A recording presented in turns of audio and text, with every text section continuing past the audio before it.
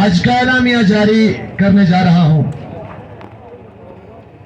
آج plan be کا باقاعدہ آغاز ہو گیا۔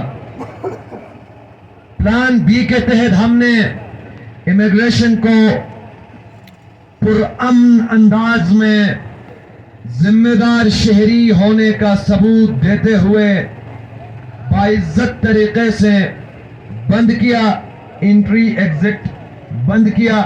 ہم نے کوئی وائلیشن نہیں کی۔ پلان سی، اگلا جو ہمارا پلان سی ہے وہ بہت زیادہ دردناک، سخت اور شدید ہوگا، جس کے لیے کیا آپ تیار ہیں؟ ایسے نہیں، دونوں ہاتھ بلند کر کے، کیا آپ تیار ہیں؟ تیار ہیں؟ نمبر 3، جتنے بھی سٹیک ہولڈرز گلگت بلتستان میں ہیں، ہم ان کو قدر کی نگاہ سے دیکھتے ہیں، لیکن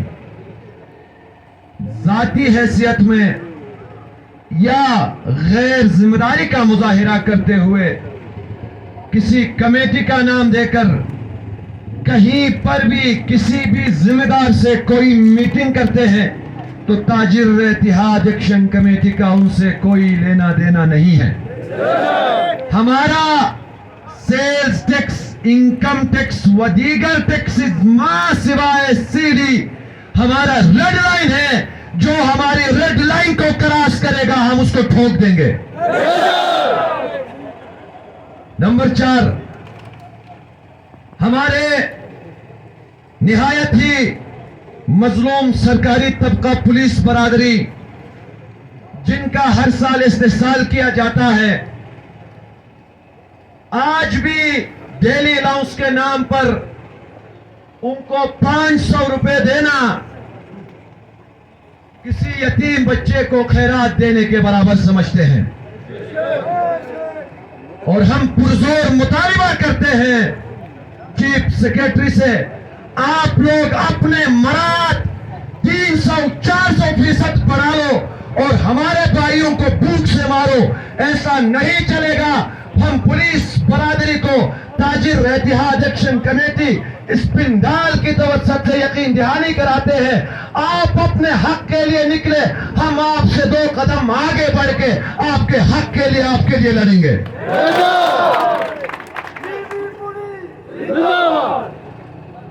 گھر کے اختلافات گھر میں ہی ہوتے ہیں۔ ہمیں ان بھائیوں کو، پولیس بھائیوں کو قانونی انداز میں غیر قانونی استعمال کر کے ہمیں اٹھانے کے لیے بھیجا ضرور ہے، پھر بھی ہمارے بھائی ہیں، ہمارے بھائیوں کے ساتھ جو ظلم ہوا ہے ہم اس کو کبھی بھی برداشت نہیں کریں گے۔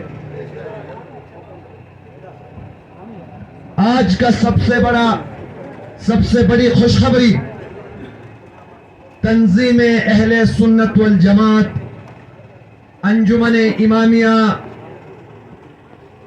اسماعیلی regional council, Nagar supreme council, جن کو ہم نے شروع میں اعتماد میں لیا تھا، انجمن امامیہ بلتستان، دیامر، استور اور غزر کے تمام ذمہ دار سٹیک ہولڈرز کو ہم نے شروع میں ہی آن بورڈ لیا تھا۔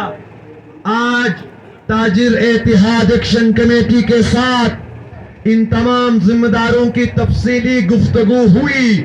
میں آپ کو ایک خوشخبری دے رہا ہوں، گلگت بلتستان میں پہلی بار شیعہ، سنی، اسماعیلی، نور بخشی جتنے بھی ہے، گلگت بلتستان کے اس بنیادی فنڈامنٹل رائٹ ہو یا کانسٹیٹیوشنل رائٹ، اس کو پہلی مرتبہ تمام مسالک کے لوگ ایک صف میں کھڑے ہو کے ہمارے ساتھ دے رہے ہیں۔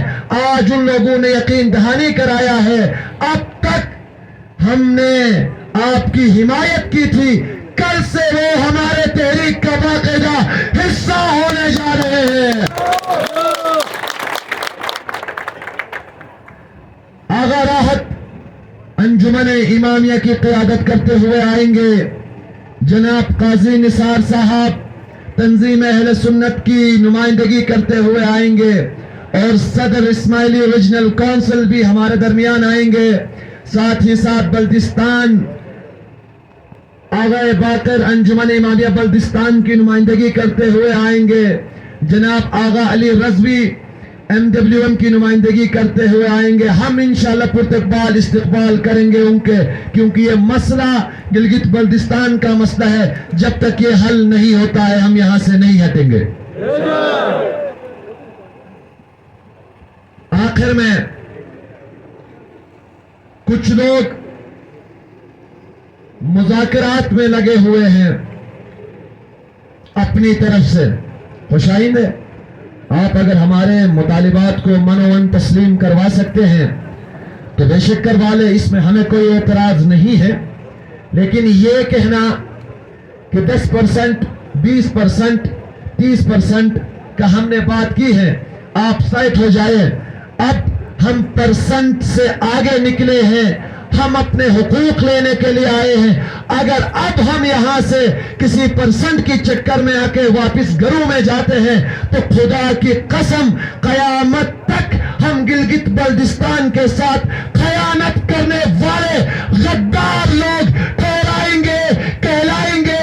ہم اب مریں گے، اپنے حق لیے بغیر یہاں سے نہیں ہٹیں گے. گزارش ہے، ہم پرامن لوگ ہیں، ہم نے آپ سے کوئی غیر آئینی، غیر جمہوری، غیر قانونی ڈیمانڈ نہیں کیا ہے. ہم نے آئین کے تمام آرٹیکلز آپ کو بتا دیے. ہم ڈسپیوٹڈ ٹیریٹری سے ہم بلانگ کرتے ہیں، اس کی حیثیت واضح کی. اب اگر یہ اندازہ کر لے ہم اس زمین سے تعلق رکھتے ہیں، اس خطے سے تعلق رکھتے ہیں جو بے آئین ہے، ہم بے آئین ہوتے ہوئے تمہارے آئین کی بات کرتے ہیں. تم آئینی ہوتے ہوئے آئین کو توڑتے ہو. آرٹیکل 6 کا اطلاق ہم پہ ہوتا ہے یا تم پہ ہوتا ہے؟ تم غدار ہو یا ہم غدار ہیں؟ اس کا فیصلہ گلگت بلتستان کرے گا، تمہارا باپ نہیں. تو آخر میں چائنیز ایک بندے نے جملہ استعمال کیا ہے، سوشل میڈیا پہ وائرل ہے، ہمیں اغوا کیا گیا ہے، ہوسٹیج بنایا گیا. میں اس لفظ کی شدید الفاظ میں مذمت کرتا ہوں.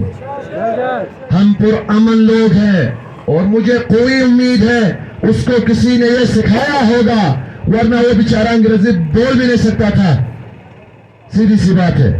تو گزارش یہ ہے، جو چائنیز نے ہمارے پولیس یا تحصیلدار کے ساتھ جو بدتمیزی کی ہے، ہم اس کی بھی شدید الفاظ میں مذمت کرتے ہیں.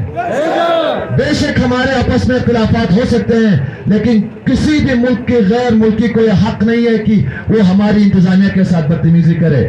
یہ ہم پہ حملہ ہے، ملک کی سالمیت پہ حملہ ہے، ہم اس کو کبھی بھی برداشت نہیں کریں گے. بہت بہت شکریہ.